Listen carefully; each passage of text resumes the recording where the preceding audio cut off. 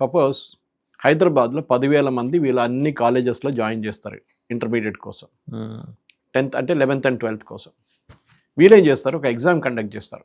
వాళ్ళందరూ జాయిన్ అయిన తర్వాత ఒక ఎంట్రన్స్ ఎగ్జామ్ లాగా 10th క్లాస్ కేపబిలిటీ పెట్టి దాంట్లో టాప్ 200 మార్క్స్ 200 ర్యాంక్ వచ్చిన వాళ్ళని సపరేట్ చేసేస్తారు. వాడు ఎక్కడి నుంచి అని రానియండి, వాడిని అంటారు నువ్వు విఐపి క్యాండిడేట్, నువ్వు పక్కన ఉండు.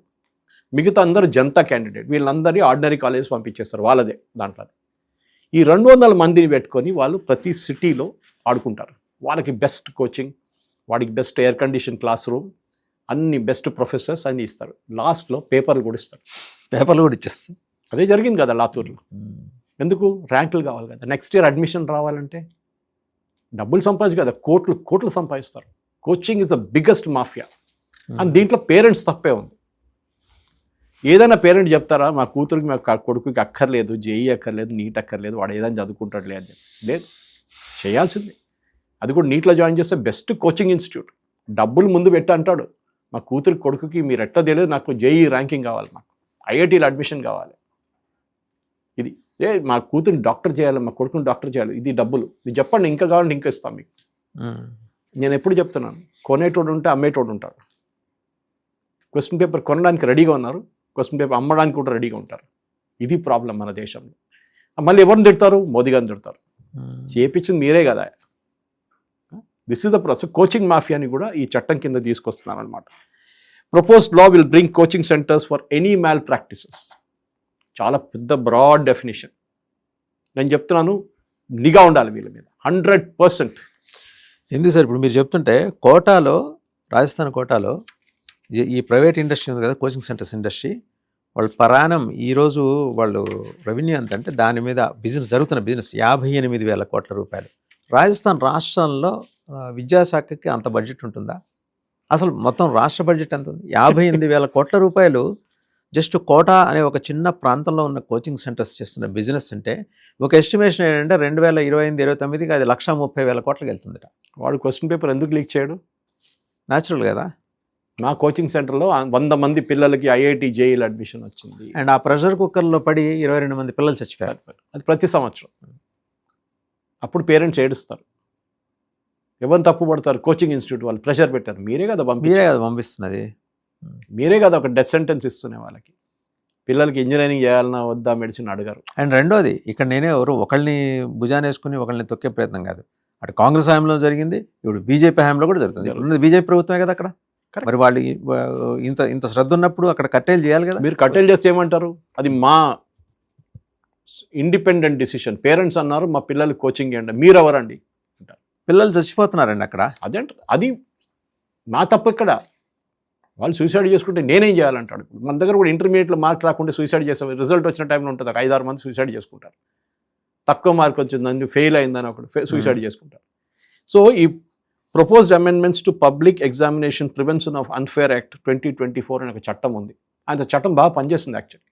దాంట్లో అమెండ్మెంట్స్ తీసుకొస్తున్నారు ఇప్పుడు ఈ చట్టంలో. ఈ పార్లమెంట్ సెషన్లోనే బహుశా అది పాస్ అయిపోతుంది. దాంట్లో అందరు పార్లమెంట్కి వస్తారు ఇప్పుడు కావాలంటే. ఓకే, సో ఈ ప్రాబ్లం ఎక్కడ వచ్చిందంటే, ఈ చట్టాలు ఉన్నాయి మన దగ్గర, అన్నిటికీ చట్టాలు ఉన్నాయి మన దగ్గర, దాని ఇంప్లిమెంటేషన్లో ఉంటుంది. ఇప్పుడు ఈ రౌండ్ ఆఫ్ టాక్స్లో సీజేపీ పెట్టబోతున్న అదనపు డిమాండ్లు ఏంటి? ధర్మేంద్ర ప్రధాన్ రాజీనామా అయితే అది జరిగే పని కాదు. వాళ్ళకి క్లారిటీ లేదు సార్.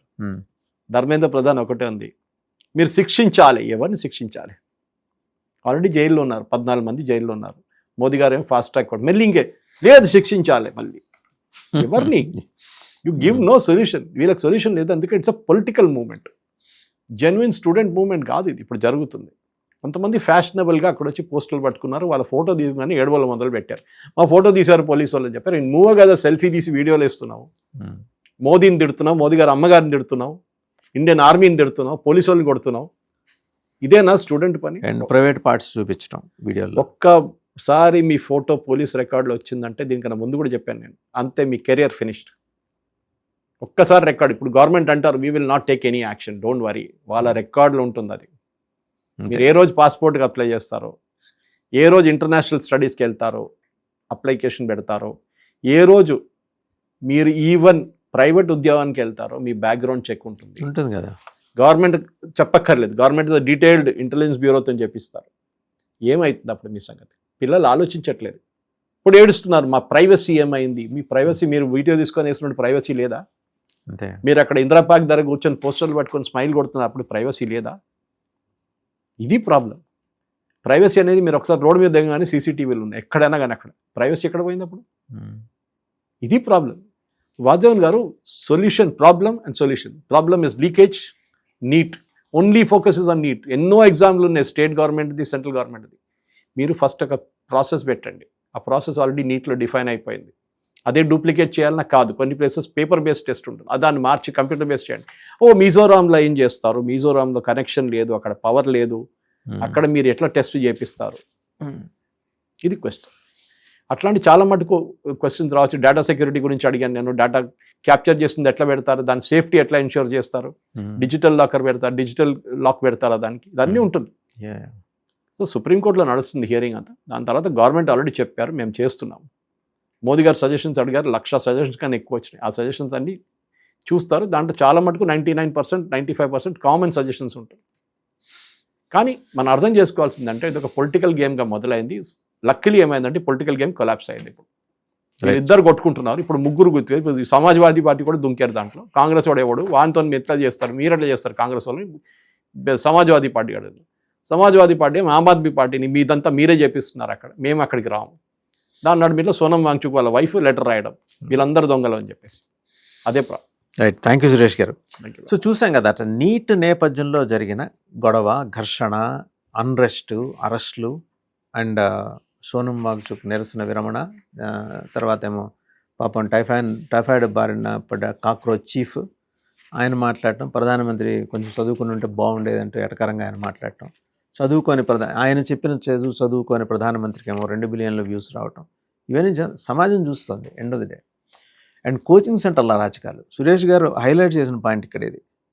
58,000 కోట్ల రూపాయల బిజినెస్ ఏంటండి చదువు మీద, అది కూడా ఒక కోట అనే సెంటర్లో పరాయణం 2028కి అది 1,30,000 కోట్లకి చేరిపోతుంది.